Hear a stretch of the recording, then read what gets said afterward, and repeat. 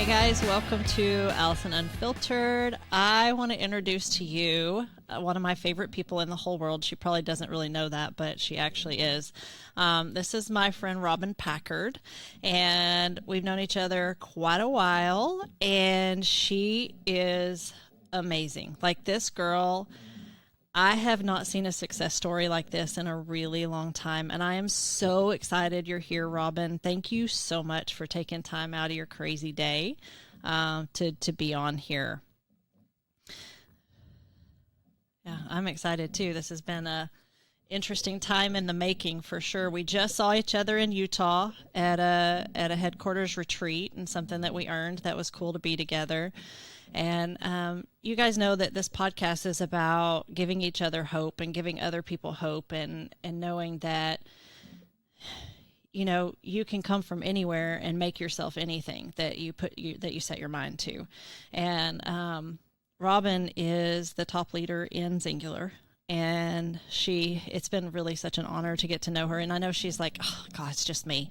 It's no big deal, right? But it is a big deal for those of us little fish that that look up to you and want to be where you are. But this girl's got 9 million reasons why this has changed everything for her life and her family, her kids. And so, Robin, I just want you to share a little bit about, kind of how you grew up a little bit, and where you started off, and how you grew into it. I'm just going to give you the floor because I just want you to tell your story, and I'm going to sit here and I'll probably interrupt you with some questions, but I just want you to go after it. Yeah, thanks for having me. I appreciate you having me on. I've been excited about it. So I grew up in a tiny, tiny, tiny small town outside of Kansas City. That's why our Kansas City convention was super fun. Really grew up in a middle class family. My dad was an iron worker, which I kind of talked about. My mom worked for FedEx. Both of my parents were like the epitome of hard workers. And I had a brother 8 years older than me. I had kind of an interesting upbringing. Like my dad is this Harley Davidson thug that builds race cars in the garage and races cars and rebuilds motorcycles, and I mean all Oh, the wow. things.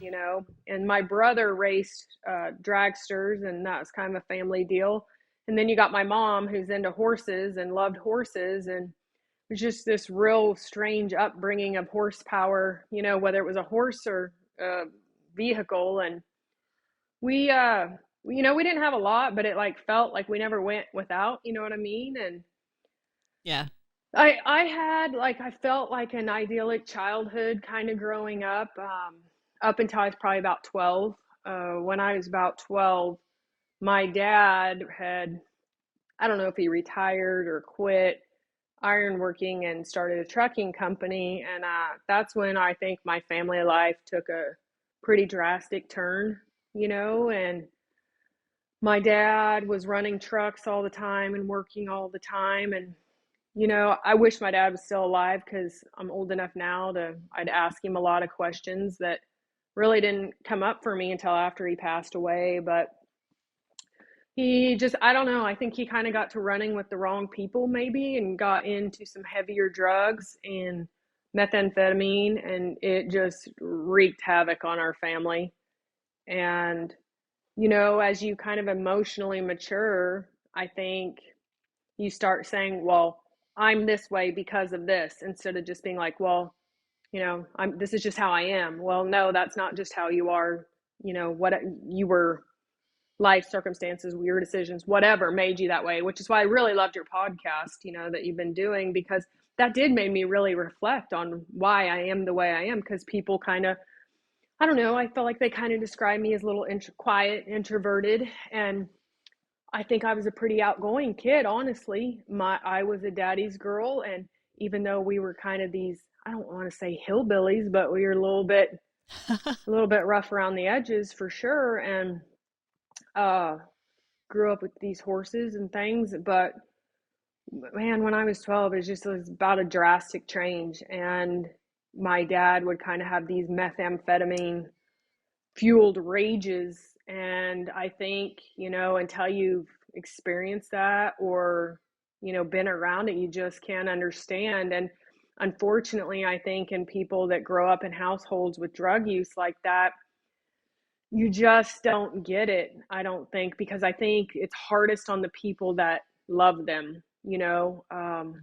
So it was Yeah. definitely the hardest on my brother. My brother is 8 years older than me, and just, we were always close.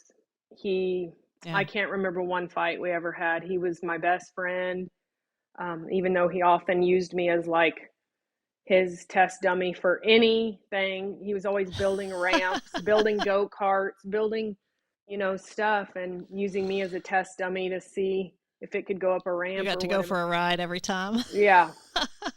So Wow. I grew up tough, and my dad, a total tomboy, and my dad, he taught me to be tough. Like, I just remember being really little and him like, don't let him see you sweat, don't let him see you cry kind of deal, and kind of raised me like a boy. But I definitely was a daddy's girl. It's just I have a very complex relationship, or did, with my dad. I love my dad. He's the reason I am who I am. He made me strong. Um, was strong-willed, hard-headed, but I think definitely my personality probably changed right around then, because you just never really knew. He might be on a 2 or 3 day drug-fueled deal with no sleep, and one thing might set him off, and it changed me. By then my brother was a little older and out of the house, and uh I remember, and to this day I will do this. It's so weird, but like, I will walk in a room and be quiet and just feel like kind of read the room. And I Yeah. know that's from my dad, because I'd come home or come in from playing or whatever, and just try to fly under the radar and really read the room, read his mood, and see where he was at. I didn't understand that he was like on drugs, I guess. And God bless my Right. mother. I have so much more respect for my mom now. A lot of things happened at my dad's funeral that really opened my eyes. And I so much more respect my mom now for what she concealed from me, and kept me out Hmm. of. But it definitely changed me. It made me a people pleaser. It made me an overachiever. I think because I internalized all of that. I didn't want people to know. I didn't want them to know that, things were so dysfunctional, that things were so chaotic, and it just made me hyper the other way. I became like well, I'd always gotten good grades, but like, I became like little Johnny Do-Gooder over here, like getting good grades, just head down, didn't go out, I didn't party, I didn't do any of that, and I grew up roping and riding horses and rodeoing, and I just focused on that and worked all the time and kind of tried to avoid what was going on around me. And those were really hard years. My mom ended up divorcing my dad, and I went on to college, and I think that's when things really, really fell apart for my parents. They divorced, and They um, didn't have that facade to keep up anymore once you were no, gone. They no. And probably got after it. I think they truly thought they were doing what's best for my brother and I by trying to stay together. But, looking back, I Hmm. wasn't.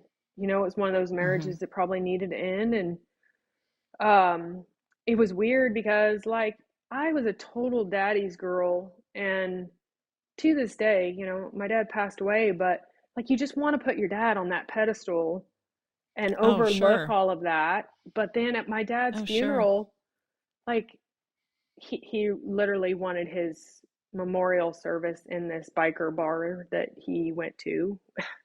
Stop it. Yeah. And so I'm there, and like, his friends were talking about all this stuff and how wild my dad was and all the women. And like, here I am, a mature older woman, and hearing like my dad's basically, not been faithful and all these things that, I knew subconsciously, but to have it just like Sure. shoved in your face. And it did Sure. change the way I viewed my mother. Because I thought, man, how hard must it have been to raise us and get through all of that and keep, protect your kids as much as you could. I'd always been closer with my dad. And in that moment, I think I really understood my mom more and got really Hmm. close with my mom. And to this day, I read once somewhere like whatever triggers you is like what you need to work on. And like anytime like someone's screaming or like anything's chaotic, I immediately like shut down Mm-hmm. emotionally. And it's just some really hard years, that, I remember some pretty graphic scenes with the drug use that just you just never forget. And I don't mean Yeah, and sexually graphic. I can totally relate to that because with my mom being an alcoholic and growing up, from when she was dating and single, and we were like, I guess I was like 5 and 6 years old. I can remember, she would come home from dates and drinking was just, it didn't take much for her to go from Dr. Jekyll to Mr. Hyde, Yeah. and we remember those times and those moments and they shape us. Right. And then there was a long period of time when my mom was married to Jack that she didn't drink. And she was like, I mean, she was the ideal mom, right? Yeah. I mean, we had the ideal life. Um, and then and it changed from that when she divorced him and life all changed again. I never imagined in a million years that I ever call the cops on my own mom. you know Yeah. that's horrible.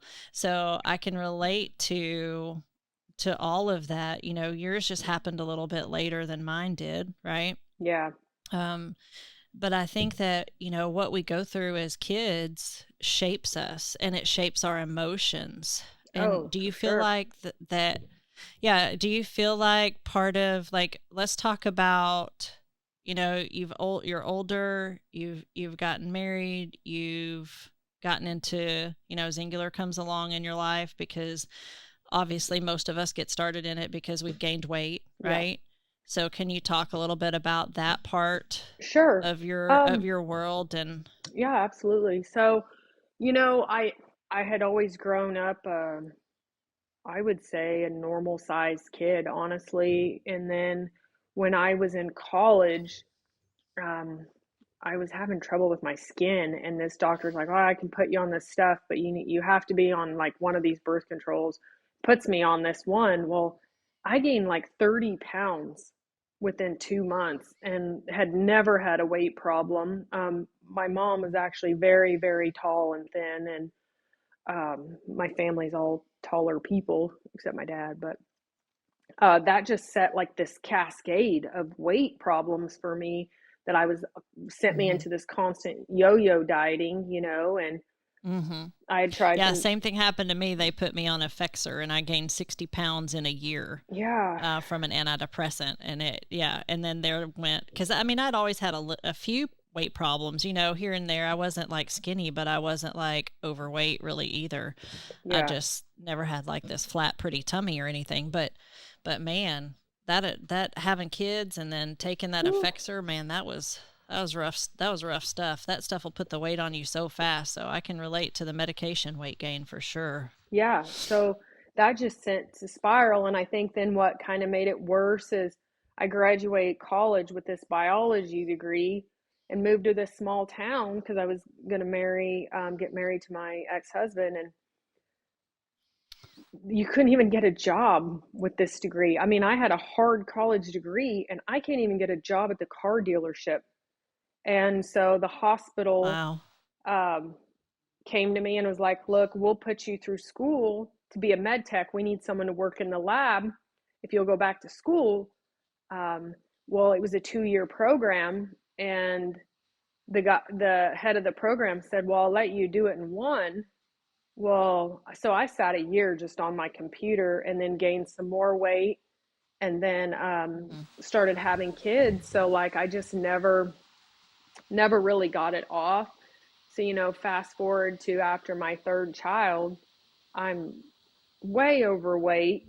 Like doctors are trying to help me figure it out because I really eat pretty good. I was very active. And so about then, it's so funny, like the moments that are most like rock bottom sometimes are really Mm-hmm. just when things are gonna turn around for you.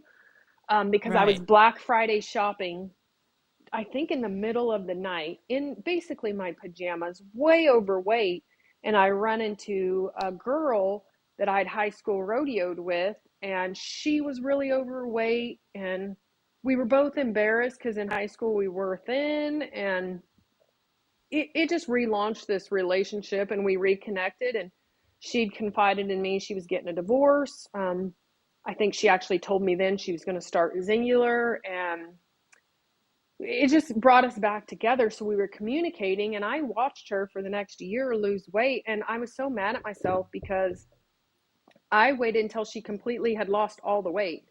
And then I was like, well, she did it. I think I can do it too, even though I'd tried everything. And I'm a Right. skeptic by nature. I mean, I hate that about myself. Sure. I try, like I'm just very science driven. Show me, prove it to me. Everything's prove it to me. Sure. And I Sure. think with, my dad's situation, I'm not as trustful as I wish I was.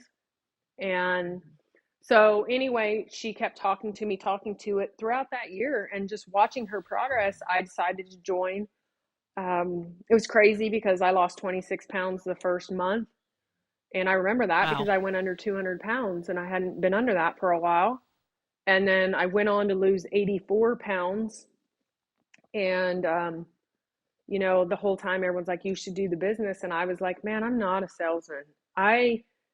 It's like the running joke in my family. Like, if we go to the mall and the kiosk guy gets you stopped, like, you are going to have to rescue yourself because I am not coming back for you. Right. Right. I'm uncomfortable with people pushing stuff on me. And so that made me Sure. Me think, too. that made me disqualify myself. I was like, I wouldn't be good at this. I'm sorry, I wouldn't be good at this. Sure. And, but I had a weight loss story, a big weight loss story. And, she talked me into going to a convention, and that's just when everything changed for me. I realized it's not salesmen, it's moms, it's dads, it's just people that needed help and got help and found something great. And at that point, I was like, felt kind of dumb. And I was like, why haven't I been telling everybody about this? Because this is the best thing that ever happened to me. And, meanwhile, what no one knew is like my marriage had deteriorated. I knew we were going to get divorced. Things had happened that, like, to me were I don't know, like not forgivable. But I also had three Sure. little kids, and I have one of the best jobs in our small town, and it's not enough to support these kids. And so I just dove in and got busy, and, it changed my life Started radical. saving other people's lives. Yeah. And really in the beginning, I was like, I wanted to save every overweight girl in the world. I'd walk into a room and I'd be like, man, that girl needs me. And I would get her, I would never embarrass anybody, but privately, just because when you've been that overweight, the pain, the embarrassment, like, Hmm. how nothing seems to fit right.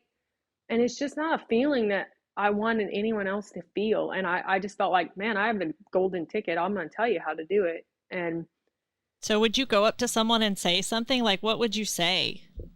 well, if I How would knew you them, I'd approach just be that? direct. But, anyone else, I would just somehow strike up conversation with them and kind of Sure. talk about my weight loss, because I almost feel weird now because it's like no one even knew I was heavy that didn't know me then. And so they don't realize like I've been where they were.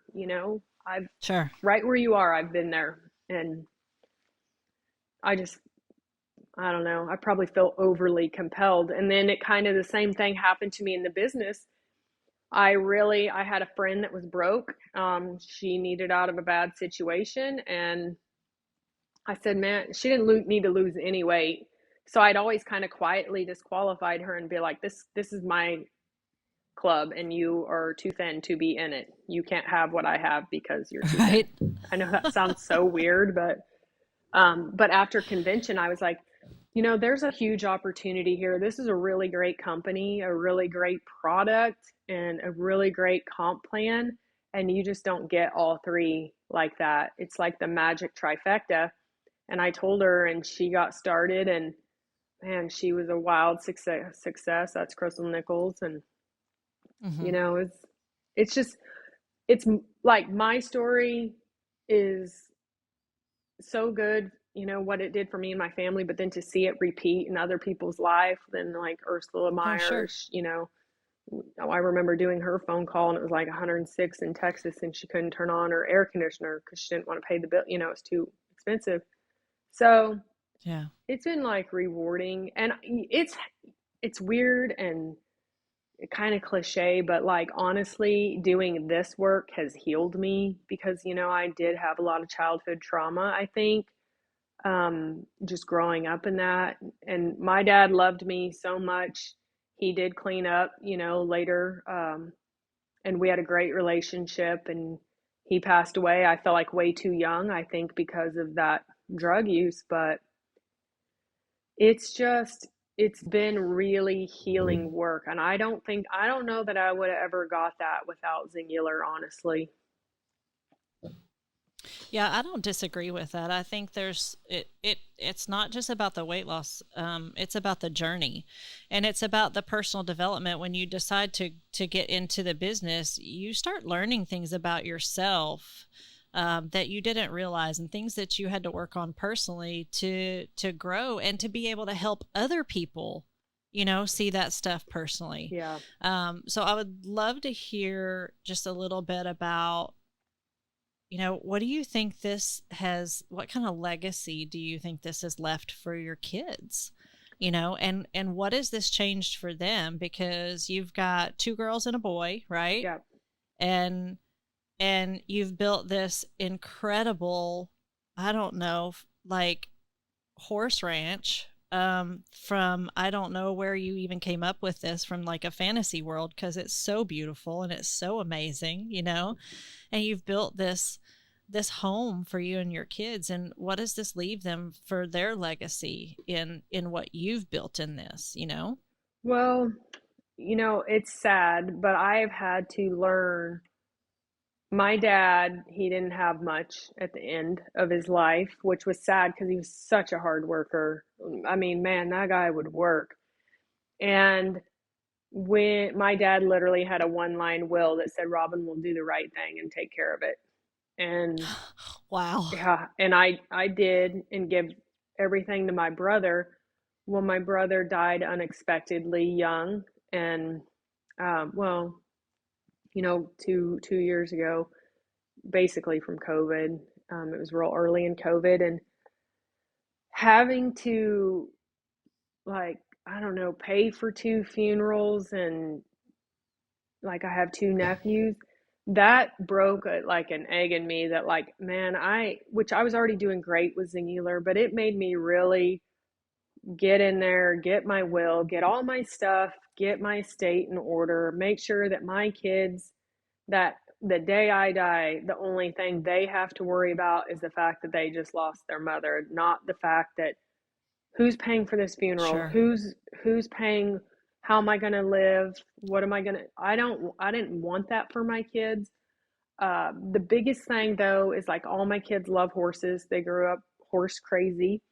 And I felt so guilty in my divorce because, I had to leave my house, and we had an indoor arena, and my ex-husband, as part of our, settlement or agreement, he took that part. And I just felt so much guilt, like that I had lost that for them, that I had to hurry up and rebuild a home Hmm. or the life that I wanted for them. And it really propelled me in business. I mean, you talk about like a big why every day. When I got divorced, we moved out of a house, and thank God my friend Manda, she had a double wide trailer on their land, because there was nowhere to rent, nowhere to live, nothing. And so, like, the joke was, at the time, my friends, like, I was the wealthiest homeless person, around. And it was, That's hilarious. it was just, it's crazy times. So it just really Yeah. fueled me to build a legacy for my kids, build a business that was really sturdy. And Hmm. I think I've had to do a lot of personal development, because I naturally was kind of a people pleaser, and I've had to learn, like, you just got to live your life and not care what people think. Because and I carried Sure. so much shame in my, in those younger years, because like I didn't want people to know that my dad was into drugs. I tried to hide it. I never invited people over to our house. Um, Mm, and but God knows, like we never know his plan, but I truly felt like all sure. that set me up because God, my dad, whatever, and knew that I needed to be tough because I was going to go through some stuff because, I took some major hits personally and had to just keep moving. Yeah. It's just so interesting how there's so much. I love that you said God already knows. Like if you go back to the podcast where I talked about my God moment, he already knew. He already had a plan for me. He already knew how he was going to make me stop using drugs, and so I'm grateful that I did stop then, and it's not something my children ever saw me go through. Yeah. I'm super grateful of that. But I have an interesting, funny little thing to tell you, that I don't know if you know about me and horses. Okay. Lay it on And I me. don't know if I've ever told you this. So I love horses. Horses are probably one of my favorite animals in the whole world. And I used to ride all the time when I was a kid. And I see your horses, I see all your stuff on Instagram, and I want to come pet your horses. I just Oh, want to come love on them, right? yeah. And so when I was, you know how your body chemistry changes when you're pregnant? Mine did. But Yeah. some people's do. Some people's hair gets curly, some of it's straight, whatever. So mine, I before I got pregnant with my first son, I was allergic to cats. Okay. And while I was pregnant with him, I was not allergic to cats at all. Mm. After I had him, I became allergic to cats and dogs, like real short haired dogs. Weirdest stuff, right? So then when I was pregnant with my second son, um, I was totally fine. I didn't have any allergies with anything. And after I had him, I became deathly allergic to horses. Oh, shoot. And the way I found out was I took Brighton, my oldest, to medieval times, and they have the arena with all the Yep. horsehair and the dust. Well, my throat started closing up, and I thought they were going to have to call an ambulance for me. Oh my And gosh. it was yeah, and so like my kid was like 7 years old, and I'm having to go, hey, lady next to me, can you watch him so he can enjoy the show? And I need to go breathe because I Yeah. can't breathe. Um, and then we took Gage. He wanted horseback riding lessons, and we would take him, and I would like pet the horse and touch my skin, and I'd break out, and it was just like so. Now I'm so allergic to horses that I can't Oh. even be around them, and it's devastating because they're some of the most magical creatures in the whole world. Oh yeah, So, it's therapeutic. Like it's just our thing, and oh, I'm so glad that my kids are raised in that lifestyle that that was for the weird sure. thing. Like, I have so much turmoil going on at home, but the horses were just a constant for me and therapeutic. And Hmm. my brother wasn't really, he rodeoed. And so, no, it's just what we love for sure. Yeah. It's what I used to love, and I hate that I can't like come out to your ranch and love on your horses because I totally would have like years ago if I could. Oh, And shoot. I don't know if I've ever told you that I actually can't love on them, but yeah, I just listen. This has been really great, and I want to thank you so much for sharing that part of your story that you don't talk about much, and that's what this is all about, just people being able to hear other stories that give them hope that even if you come from a home of addiction, or you know addiction yourself, What's that weird you is can. like I still don't identify with that though. I think there's something weird that like when you say home of addiction or someone grew up in a house of addiction, I immediately think of somebody much worse off than me. It's so weird like Mhm, but mhm. I did grow up that way. I did grow up in a house that way. I literally would bring Well, we home block the that don't stuff out. say no to drugs and like leave them on my dad's dresser. I'll bet he loved Oh, that. I'm sure. Yeah. Yeah, I mean, that's the thing is we all put up these, I don't know, blinders, and it's how we've protected ourselves and our defense mechanisms, and how we've I don't know. It's just how it's affected us, and how it's interesting how it affects us through our adulthood and how we handle things. But the one thing that I'm sure of is you have two choices in life. You can wake up every day and be a victim of what's happened to you, and you can continue to be a victim, Yeah, and feel sorry for yourself, or you can wake up and you can be a survivor of everything that you've been through, and you can act like a survivor. Those are the two choices you have every day, because here's the thing, all of us have a sad story. All exactly. of us had, not, I mean, now I know people, like I've talked to, there's a girl on my team, and she said, she knows a lot of my story, and she's like, I just can't relate to any of that. She said, because I had the most normal upbringing possible, and she's like, I can't even relate to that. And I was like, you're one of the very few, you know, Yeah. I, you're one of the few. oh, I mean, I feel like we all had to overcome something in like childhood or whatever. And, and my relationship with my dad's so complex because I know I was like the light of his world. And, it's funny, we Sure. were talking about this the other day, and like, your dad is the relationship that's going to start the standard of which you'll hold all men. And I know my dad would have given his life for me. I was very loved, and but I also think in the throes of, drug addiction and whatever, no one else is going to put up with your crap, but your family is there, so that's who takes the brunt of it. And Mm-hmm. I always felt bad because here I am, this young girl, and I just remember so vividly my dad in these just screaming rages, and he'd kind of go after my brother, and I'm sure it's because my brother was a boy, and my brother would have been Right. about 20 at the time, and how he would just keep on and on and on until like he would almost like kind of crack my brother a little or get him emotional. And it Mm-hmm. made me so defiant in some weird way where I was just like, I'm not gonna let him do that to me. Like if he starts screaming at me, like I'm just gonna like shut down, and I'm not gonna cry. I'm not. And that stuck with me the rest of my life. I don't think that's a good. I think it's a trauma response. I think it's definitely some Sure. weird coping mechanism where you're just like, I'm just gonna emotionally shut down, detach, and just going to stand here and let him yell. And when he's done and calmed down, I'm going to come back. And I don't want to make my dad out to be a monster. It was really hard years.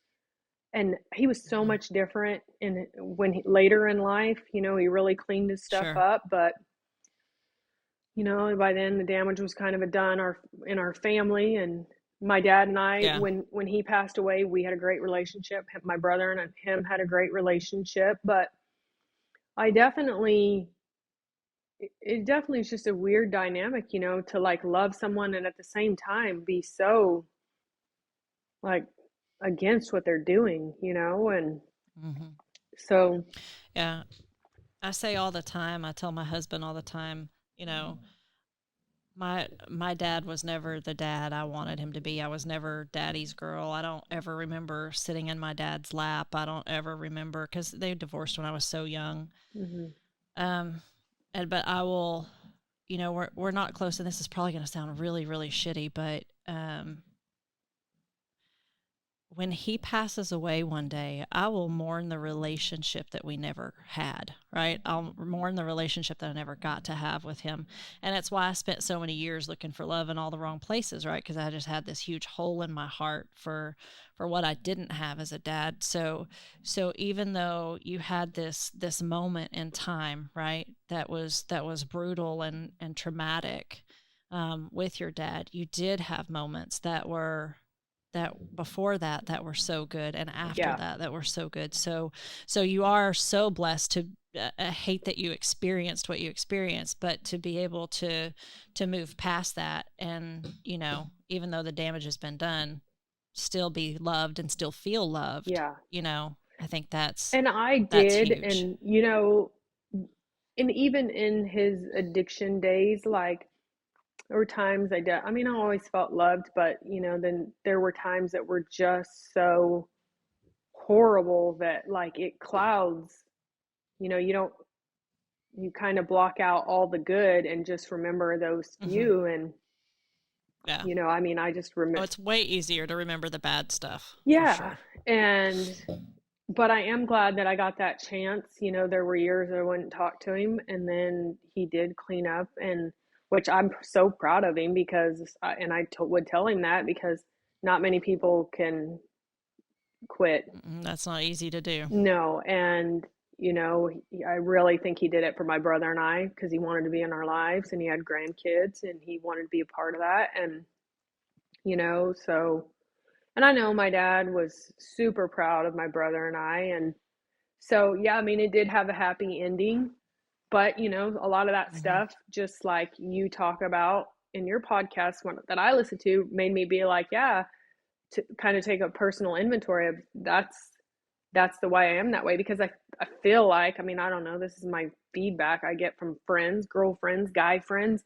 You know, my guy friends are always like, you're just like one of the guys. You don't get real bent out of whack, you know, and I'm always like, man, you know, I don't know. I've lost my dad, I've lost my brother and kind of went through a Mm-hmm. lot. Like, unless you can top that, there's nothing really so bad to get bent out of whack about, you know, and Right. Right. it just Right. made For me sure. run a little unemotional maybe. Yeah. Just take things as they come too. And Yeah, and you know, yeah. like that relationship too, though, it did make me, you know, I always heard girls look for guys like their dad. Well, I was like, well, I'm not going to do that because, you know, I love my dad, No. but he did have a temper even before that. And it's like my dad loved really hard and he could be mad really hard. Like, but my dad was also the one that everyone leaned on. Like, they knew he was strong Sure. because I remember being a little kid and like family coming to the house to borrow money or get advice or talk, you know, like, you know, he was a tough sucker. He would work and he was dependable and like I think, you know, he was just that guy you could count on, you know. Mm-hmm. So, Well, it's good to be able to talk about him and reminisce well, but that's and what I I think know got you me in miss him. trouble in my, you know, when I got married is like I was looking for the opposite of that. So I was looking like for any form of stability. And the first just little bit of like Yeah. this looks real stable, I just kind of went for it when really like I should have been like, is this what I want? Is this, you know, enough? Is this when really I was just like, you know, this seems a lot calmer than how I grew up, good enough. Mm-hmm. And, you know, that's not Yeah. against him or anything. It's just, you know, we were young Yeah. too. And I didn't have any of that emotional awareness of like what I was doing, really. Just kind of going through the motions Right. and Right. just a kid. Well, I want to thank you. Yeah. Well, I think we were all just kids at one point, you know, and just trying to make it through life. And the interesting thing to that is our parents were too. Yeah. You know, we're just trying to figure it out, just like our kids are trying to figure it out, just like our parents are trying to figure it out. And the only thing we can do is try to do better than our parents did, you Yeah. know, I and know. try to be better. I know, isn't it So, weird that now we're so in their situation? And like when I was a kid, I just thought my yeah, parents knew everything and they had all the answers. And now I'm like, yeah, they had no yeah, idea. They were just winging it like we yeah, are, you know, trying to figure it yeah, out. for sure. For sure, for sure. Well, thank you so much for jumping on here today. Yeah. I am so grateful you were here and got to spend some time with you today. I think you are a force to be reckoned with. I think you're an amazing woman and an amazing mom and an amazing businesswoman. And I'm just grateful to be Oh, thanks, part of friend. your. You're I welcome. Thank appreciate you. that. Thank I you for being admire here. you and your authenticity because, you know, the bravest thing in the world is just to be yourself, honestly, just to be true to who you are. And I think that's just kind of what I try to live by. Like, I don't feel any different now than before, you know, the Xyngular stuff. And so I just feel, you know, it all works out. God has a plan and Yep. we just have to walk it out. It does. It does. Well, guys, I just want to thank you for listening and listening to Robin Packard's story. You can find us on Spotify, Apple Podcasts, Google Podcasts. Shout out to Kimber Creek Media for letting us do this in their studio. We appreciate you guys very much, and we will talk to you guys soon. Peace out, homies. Thank you.